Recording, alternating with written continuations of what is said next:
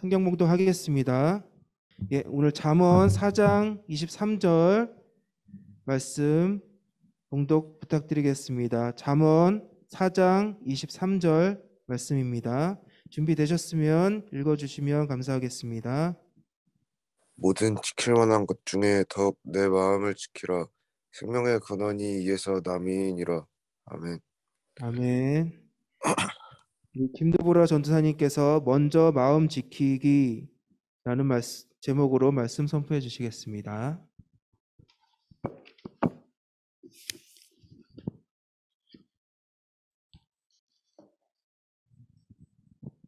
네, 오늘 잠언 4장 23절의 말씀, 먼저 내 마음을 지켜라. 무엇보다도 마음을 지키는 것이 너희에게 중요하다. 그래야만 너희에게서 생명이 솟기 때문이다.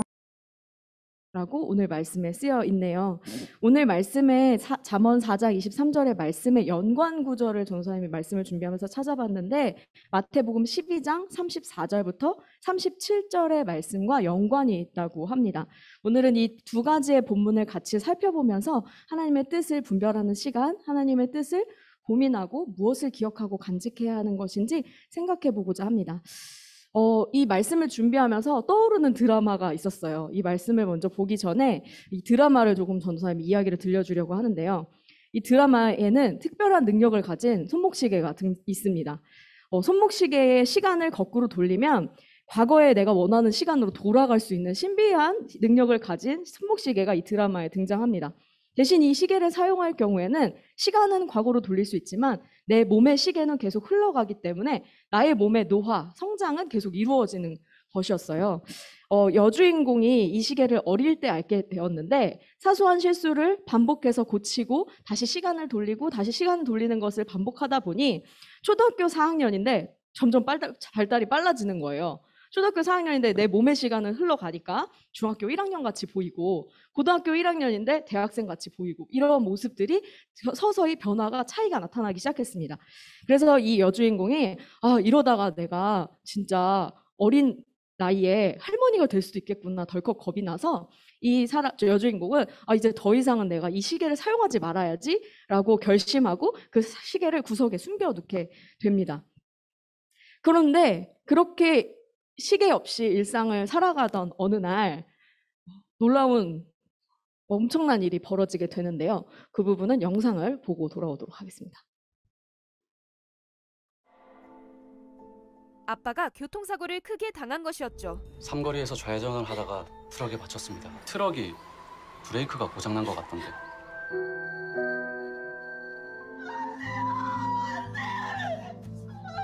결국 시간을 돌리기로 결심한 혜자. 다급히 시계를 찾는데요. 내 시계 줘. 그거 안 그래도 돌려주려고. 좀 빨리. 그리고 아빠의 사고를 막기 위해 시간을 돌리죠. 될 거야. 될 거야.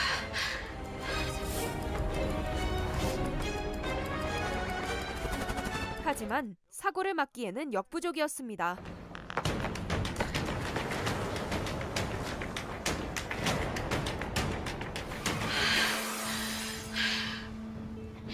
아빠를 살리기 위해 끝없이 시계를 돌리는 혜자.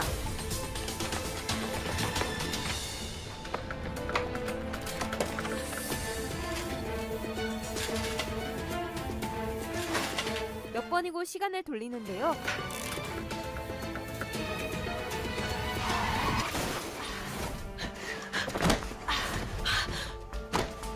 그러나 사고를 막을 순 없었죠.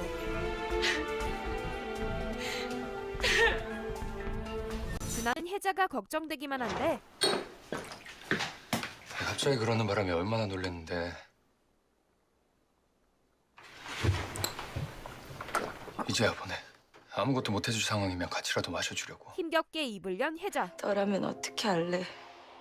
어떻게든 꼭 구해야 하는 사람이야. 몇천 번 같은 상황이 반복되는데도 도저히 구할 수가 없어. 준하는 그런 혜자에게 힘을 주죠. 혜자야, 네가 얘기했잖아. 꼭 구해야 되는 사람이라고. 어떻게든 구해야 하는 사람이라고. 몇억 번을 시도해서라도 구할 거야. 이에 혜자는 다시 한번 의지를 다지고 고마워. 나 그 소리가 듣고 싶었었나 봐. 결국 아빠의 사고를 막는데 성공합니다. 하나, 둘.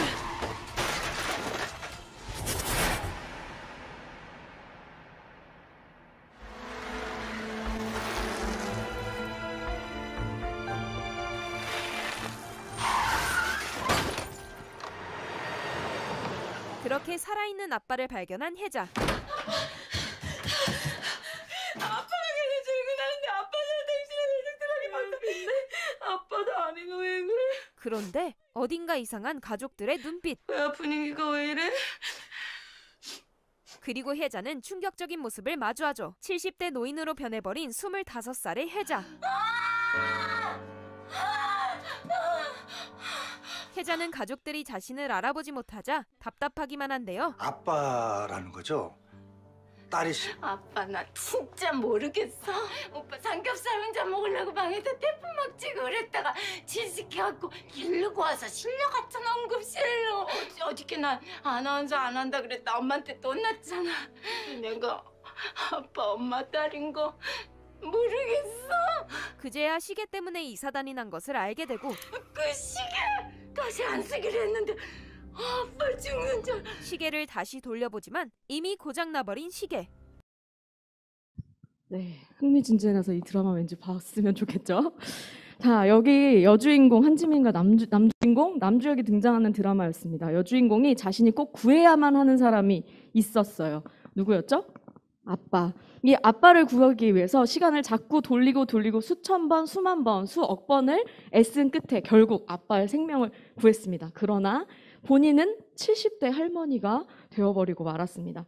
그 시계를 이제는 다시 쓰지 않는다고 다짐을 해왔었는데 그녀가 그럼에도 불구하고 자신이 점점 늙어갈 거라는 것을 알지만 그것을 포기하고 시간을 다시 되돌려야만 했어요. 여주인공에게는 아빠가 너무 소중했기 때문이었습니다. 아빠를 너무 사랑했기 때문에 아빠의 존재를 구하기 위해서 그러한 선택을 했던 것이죠. 지금은 예수님의 십자가를 생각하고 묵상하는 사순절 기간입니다. 예수님께도요, 반드시 꼭 구해야만 하는 누군가가 있었습니다. 바로 우리입니다. 우리를 구하는 방법은 여주인공처럼 단순히 10년, 30년 내 삶의 노화가 찾아오는 것이 아니라 자신의 생명과 맞바꿔야 했던 일이셨습니다. 우리는 예수님의 십자가를 어린 시절부터 듣고 가까이 하다 보니까 그 십자가의 사랑이 얼마나 큰 결과인지를 잊어버리기가 쉽습니다. 십자가는 단순히 잠깐 고통만 참으면 되는 그러한 가벼운 사형이 아니었어요. 당시 십자가형은 남녀노소 많은 사람들이 보는 앞에서 이루어졌죠. 본보기를 삼은 거예요. 그 십자가형에 매달려 있는 사람을 보며 모든 부모들은 아이들에게 저거 봐. 나쁜 짓을 하는 사람들은 저렇게 되는 거야. 너는 절대 저렇게 되면 안 된다. 그리고 너희는 그렇게 당부하는 그런 형벌이었습니다. 또한 온몸을 다 감싸고 다니던 당시의 문화에 맞지 않게 모든 사람이 보는 앞에서 옷이 벗겨지면 수치를 당해야만 하는 벌이었습니다. 본인이 매달린 십자가를 등에 지고 언덕을 향해 걸어가는 동안 예수님은 수많은 인파들 앞에서 로마 군인들에게 채찍을 맞으며 온갖 비아냥을 다 참아내셔야 했는데요. 이 채찍도 참 우리가 그냥 막연하게 생각해 볼 것이 아니라 그 시대적 배경을 생각하며 채찍이 어떻게 생겼는지 좀 알아야 될 필요성이 있다는 생각이 들었어요. 로마 군인들이 사용했던 채찍은 단순히 말을 타는 마부들이 쓰는 그런 가벼운 채찍이 아닙니다. 찔레나무 같은 가시줄기에 나무 가죽을 꼬아서 어떤 학자는 12가닥, 어떤 학자는 36가닥이라고 얘기하는데 머리를 따듯이 가죽을 꼬아가지고요. 12개에서 36개 정도 되는 여러 가닥에, 그러니까 먼지채 같이 여러 가닥이 있는 채찍이었습니다. 그런데 그 가닥 끝에는 각각 3개에서 6개 정도 뾰족한 뼈조각들을 매달아 두었어요. 그냥 채찍이 12줄, 36줄만 있는 것도 아픈데 거기에 뼈 조각을 두었고요. 맨 끝에는 그 채찍 맨 끝에 갈고리 2개 이렇게 합쳐진 이 갈고리를 쇠덩이로 된 갈고리를 달아 두었거든요. 그래서 채찍을 그리고 그뿐만 아니라 이 가죽 끈에다가는 악교로 유리 파편 같은 것을 잘 붙여 놓았다고 합니다. 그래서 예수님께 이 채찍질을 한 번 휘두르게 되면요. 한 번 촥 치면 이 채찍 끝에 달려있는 쇠추가 몸을 휘감아요. 그리고 갈고리로 되어 있는 그 쇠가 몸에 박힙니다. 로마 군인이 다시 그 채찍을 착 빼면 여기에 박혀있던 쇠고리가 몸을 찢기면서 다시 회전을 하게 되는 거죠. 한 번 때리는데 12줄에서 36줄의 쇠고리가 몸을 찢고 피를 흘리게 하는 채찍이었습니다. 이러한 아픈 채찍을 예수님 그냥 왜 다 맞고 계셨을까요? 예수님이 꼭 구해야만 하는 사람들이 있었기 때문입니다. 십자가에 사람을 매달리기 위해서는 커다란 못으로 망치질을 했다는 거 여러분 잘 아시죠? 전도사님 손이 이렇게 펼치면 18cm인데 당시 예수님의 손과 발에 못질을 했던 못이 18cm 정도 되었다고 합니다. 손바닥으로 많이들 알고 계신데 나무에 매달릴 때 이 손과 발을 고정하는 거잖아요. 몸을 빨래집게 고정하듯이. 그래서 여기에 못질을 하면 여기 살이 많잖아요, 여러분. 그럼 못질을 하면 사람의 몸무게를 버티지 못해서 찢어진대요, 살이. 그래서 사실 실제로는 당시에 실제 예수님이 못 박힌 곳은 여기입니다. 여러분 여기 뼈가 2개가 이렇게 있잖아요. 이 뼈 사이에 못을 박는 거예요. 이렇게 깊게 못을 박으면 아무리 무거운 사람이라 할지라도 고정이 되어 있는 거죠. 이미 채찍에 온 몸이 다 긁혀서 피가 철철 나 있는 상태, 그리고 무거운 나무 기둥을 끌고 언덕까지, 골고다 언덕까지 올라왔기 때문에 더 이상 몸이 지쳐 있는 상태, 그 상태에서 두 손목과 발목이 못에 박혀 있는 상태로 오랜 시간 동안 매달려 있는데 이 십자가형은 단두대에서 그냥 머리가 댕강하고 잘려나가면 순간 아프고 끝나는 거잖아요. 그런데 십자가는 피 흘리고 몸에 있는 피와 물이 다 쏟아져서 더 이상 숨을 쉴 수 없게 되었을 때 서서히 죽이는 사형의 방식이었거든요. 그런데 여기에 이렇게 매달려 있게 되면, 전도사님도 이렇게 매달려 본 적은 없어서 상상은 잘 되지 않지만 매달려 보면 숨이 막힌대요. 그래서 이 상태로는 그냥 숨을 쉴 수가 없어서 여기에서 온몸에 힘을 줘서 숨을 쉬려고 몸을 들었다가 내뱉으면서 내려오고, 몸을 들었다가, 그러니까 뭐가 생각이 났냐면 턱걸이요, 여러분. 전도사님 팔 힘이 약해서 이게 안 되는데 다리와 몸의 힘을, 팔 힘을 다해서 못 박힌 이 손목도 너무 아픈데 몸을 힘을 줘서 숨을 쉬고 내뱉고, 숨을 쉬고 내뱉고를 반복하셔야만 했다고 해요. 아플 때마다, 숨 쉴 때마다 고통을 견디셔야 했던 것이죠. 예수님은 그 모든 순간을 견디셨습니다. 그렇게 해서라도 구해야만 하는 사람이 있으셨으니까. 그 사람이 너무 예수님께는 소중했으니까요. 사랑하셨으니까요. 여러분은 이 모든 걸 대신 감당해주고 싶은 사람이 있으실까요? 그 많은 채찍을 맞으면서 견디면서 그 수치를 감당하면서 그럼에도 불구하고 구하고 싶은 분이 여러분에게 있을지 한번 생각해 보셨으면 좋겠습니다. 그 온갖 일을 겪으신 예수님은 아마 이렇게 말씀하시지 않을까요? 나에겐 꼭 구해야만 하는 사람들이 있었어. 그들을 죄의 상태에 빠져 영원한 지옥으로 살아가게 두고 싶진 않았어. 난 절대 그들을 포기하지 않아. 앞으로도 또 실수하고 잘못도 하겠지만 매일 같은 것을 반복한다고 해도 이미 내가 그 값을 다 치렀는걸. 난 그들을 여전히 사랑한다. 절대 버려두지 않을 거다. 우리 중고등부 예배 드리고 있죠? 지연아, 넌 나에게 너무 소중한 존재야. 지훈아, 내가 행복했으면 좋겠어. 주훈아, 네가 잘 되었으면 좋겠다. 지원아, 하나님이 주시는 복을 네가 다 누릴 수 있었으면 좋겠어. 혜림아, 두려운 마음, 근심, 염려 내게 다 가져오거라. 승민아, 내가 너와 함께 할게. 예수님이 십자가 지시면서 여러분에게 하고 싶은 말씀은 아마도 이러한 내용들이었을 것 같습니다. 이러한 생각을 밑바탕에 깔아두시고 오늘의 말씀을 다시 묵상했으면 좋겠습니다. 예수님의, 우리를 향한 예수님의 마음, 사랑이라는 것을 생각하며 이 말씀을 보았으면 좋겠어요.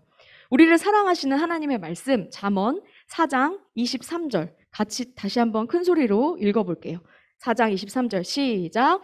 무엇보다도 내 마음을 지켜라. 내 마음에서 생명의 샘이 흘러나오기 때문이다. 아멘. 무엇보다도 내 마음을 지켜야 생명력 있는 삶을 살 수 있다고 하시는데요. 오늘 이 말씀과 연관되어 있는 말씀이 마태복음 12장이라고 했죠. 성경책에 있으신 분들 마태복음 12장으로 가보겠습니다. 마태복음 12장 34절 말씀 그리고 35절까지 같이 한번 읽어볼게요. 마태복음 12장 34절에서 35절 말씀입니다. 시작. 독사의 자식들아, 너희가 악한데 어떻게 선한 것을 말하겠느냐? 마음에 가득 차 있는 것이 내 입 밖으로 흘러나오는 법이다. 선한 사람은 선한 것을 쌓았다가 선한 것을 내놓고 악한 사람은 악한 것을 쌓았다가 악한 것을 내놓는다. 아멘. 예수님이요, 독사의 자식들아 하면서 혼쭐을 내고 계세요. 우리 요즘 용어로 하면 이 댕댕이 같은 삐삐삐들아 막 이런 느낌으로 지금 하고 계신 거거든요. 예수님이 이때 당시에 이 독사의 자식들이라고 말했던 상대는 누구였냐면, 마음 없이 형식적인 종교 생활을 일삼고 겉으로는 하나님을 섬기는 척하지만 오직 자신을 위해서만 살고 예수님은 정작 부인하는 교만한 바리새인들에게 말씀하고 계세요. 그런데 이 말씀을 우리가 대함에 있어서 정죄하는 예수님으로만 생각하지 마시고 우리를 사랑하시는 예수님이라는 것을 생각하며 다시 한번 이 말씀을 보았으면 좋겠습니다. 예수님이 이렇게 얘기하시는 거예요. 얘들아, 너희의 마음의 상태에 따라 그 인생의 결과가 달라질 거야. 너희가 마음속에 선한 것을 계속 쌓아가다 보면 너희의 입에서, 너희의 행동에서, 너희의 생각에서 선한 것들만 나올 거야. 그런데 너희가 악한 것을 자꾸 듣고 악한 것을 자꾸 보고 악한 것을 자꾸 만나고 악한 것으로 향하여 가고 악한 것을 자꾸 행하다 보면 그 악한 것이 너희에게 쌓여서 너희에게서 나오는 모든 것이 다 악한 것이 될 거야. 그러니까 얘들아, 제발 너희가 악한데 어떻게 선한 것이 날 수 있겠니? 너희 마음이 선한 것으로 가득 찰 수 있도록 너희 마음을 지키렴이라고 예수님이 말씀해 주고 계십니다. 마음의 중심이 반듯해야 우리의 생활도 바뀐다는 것을 이야기해 주시는 거예요. 겉사람의 행동만 달라지려고 노력한다면 실제로 이 속사람부터 좋은 사람이 되어야 겉사람도 따라서 좋은 사람이 될 수 있다는 것을 말씀해 주십니다. 이런 말씀을 우리가 대할 때 우리 중고등부 친구들이 전도사님한테 이렇게 이야기하는 경우가 많아요. 뭐라고 얘기하냐면, 전도사님, 저 요즘 자신 없어요. 하나님 앞에서 죄 많이 짓고 사는 것 같아요. 전도사님, 저 요즘 하나님 말씀 뜻대로 살지 못하고 있어요. 전도사님, 저 요즘 신앙이 떨어진 것 같아요. 말씀도 잘 안 보고요. 예수님 생각도 잘 안 나고 그래요. 기도도 잘 안 돼요. 그렇기 때문에 전 하나님 앞에 바로 설 수 없을 거고요. 하나님은 저를 버리실지도 몰라요. 자신 없어요. 하나님이 이런 나도 버리지 않으실까요? 여러분, 구원은 하나님의 선택받아서 건져지는 그 구원받음은 우리의 행위, 우리의 공로로 되는 것이 아닙니다. 우리가 뭘 어떻게 잘해서 그 잘한 사람한테는 예수님이 용납해 주시고 못한 사람은 버리시는 그런 하나님이 아니세요. 하나님의 은혜, 하나님의 위로, 하나님의 동행하심, 하나님의 능력은 내가 어떠한 행동을 잘하지 못했을 때도 하나님이 조건 없이 다 받아주신다는 사실입니다. 내가 마음의 중심을 지키지 못하는 그 순간에도 하나님은 이미 여러분을 붙잡고 계세요. 그런데 우리가 자꾸 어떤 행동을 하면 하나님께 이쁨을 받고 어떤 행동을 하면 하나님한테 버림받지 않을까라고 생각하는 것은 이 바리새인과 같은 행동이에요. 내가 착한 일 하면 난 잘난 사람이 될 거야. 나는 악한 일을 하지 않았으니까 나는 대단한 사람이야. 바리새인과 똑같은 행위예요. 우리가 어떠한 행동을 해서 대단하고 하나님께 쓰임받는 인생이 되는 것이 아니라 이미 하나님께서 여러분을 붙잡으셨다는 사실, 여러분을 택하셨다는 사실을 의심하지 않으셨으면 좋겠습니다. 이 사실로부터 여러분의 마음을 지키는 것이 참 중요합니다. 왜냐하면 이미 그렇게 하시기 위해서 예수님을 이 땅에 보내셨고 이미 죄값을 십자가에서 치르셨어요.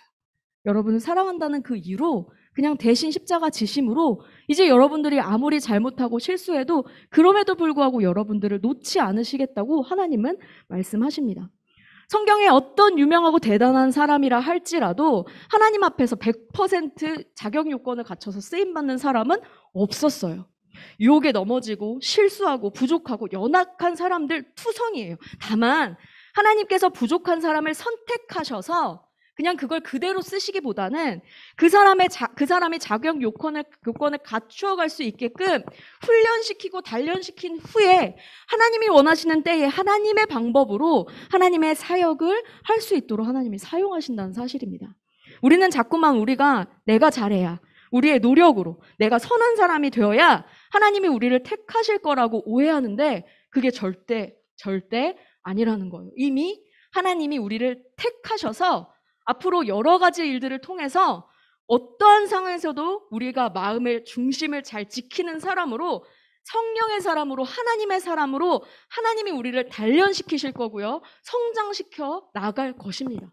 우리가 하는 것이 아니라.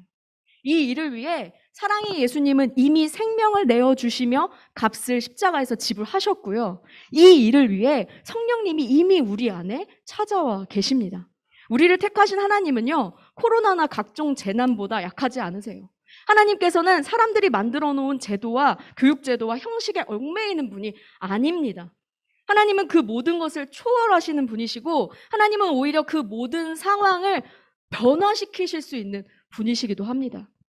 하나님께서 반드시 여러분들을 통해 하나님이 원하시는 사역을 할 수 있도록 이루어 가실 거라는 사실을 믿음으로 아멘하며 받으시길 소망합니다. 전도사님 따라서 이렇게 한번 이야기해 봤으면 좋겠어요. 속으로 따라해 주세요. 이미 하나님이 나를 택하셨다.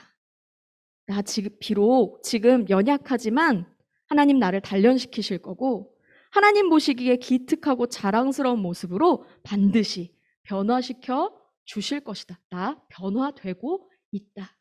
수많은 유혹과 상황이 나를 흔들고 넘어지게 하겠지만 반드시 나를 통해 하나님의 놀라운 계획들을 이루어 가실 것이다. 여러분 아멘이십니까? 이 믿음으로 우리가 말씀을 보기를 원합니다. 이 마음을 지키셨으면 좋겠어요. 이 마음을 지키기 위해서 여러 가지 노력들을 했으면 좋겠어요. 전도사님이 기숙사 생활했던 지원이를 보면서 문득 생각이 났는데, 전도사님이 2층 침대니까 여기 위에 벽이 이렇게 있었거든요. 여기에 아침에 일어나서 할 일들을 포스트잇에 써가지고 붙여놨어요. 눈 뜨면 보게끔.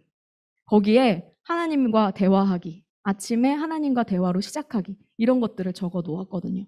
여러분들이 자꾸만 하나님을 잊게 되고 신앙생활을 하는 과정 가운데 해야 된다고 마음먹고 하고 싶지만 자꾸 놓쳐버리는 게 있다면 자꾸만 머리를 굴려서 내가 어떻게 하면 이것들을 더 잘할 수 있을까 실행에 옮기셨으면 좋겠어요. 자, 우리 화면에 혹시 아까 밴드에 올려놓은 이미지도 넣어주셨을까요?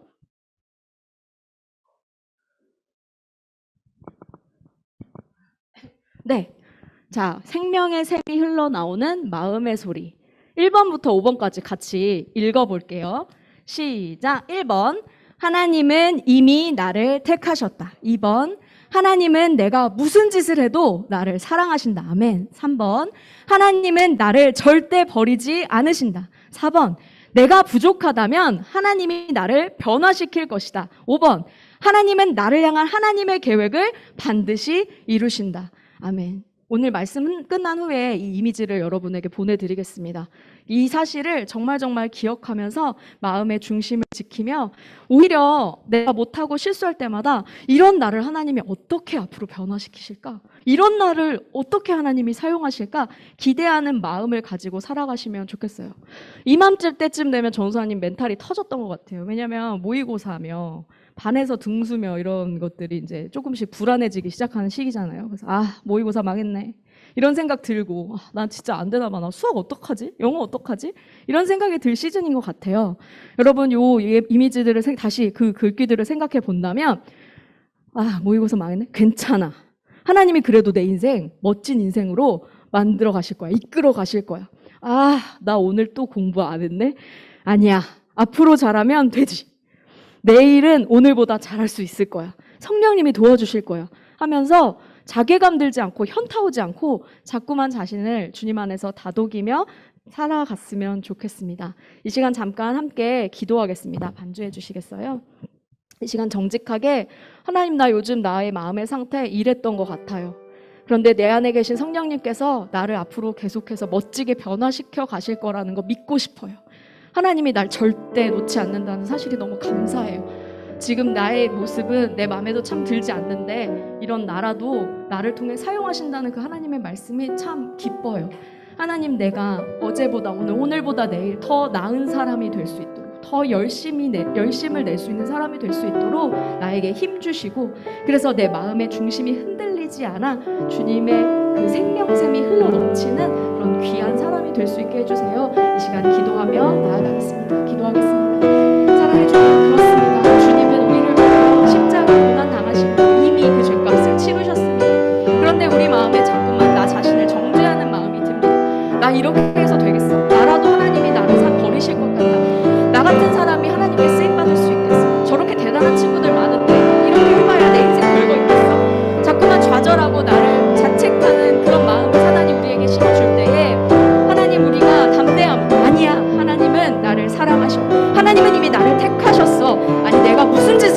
여전히 하나님은 나를 사랑하실 거고 하나님은 여전히 나를 버리지 않으실 거예요. 지금 내가 부족하다면 하나님이 앞으로 나를 멋지게 변화시킬 테니까, 하나님이 나를 향한 하나님의 계획은 반드시 이루어질 테니까 내가 조금 더 힘내고 조금 더 열심내고 어제보다 더 나은 내가 되려고 노력해야지.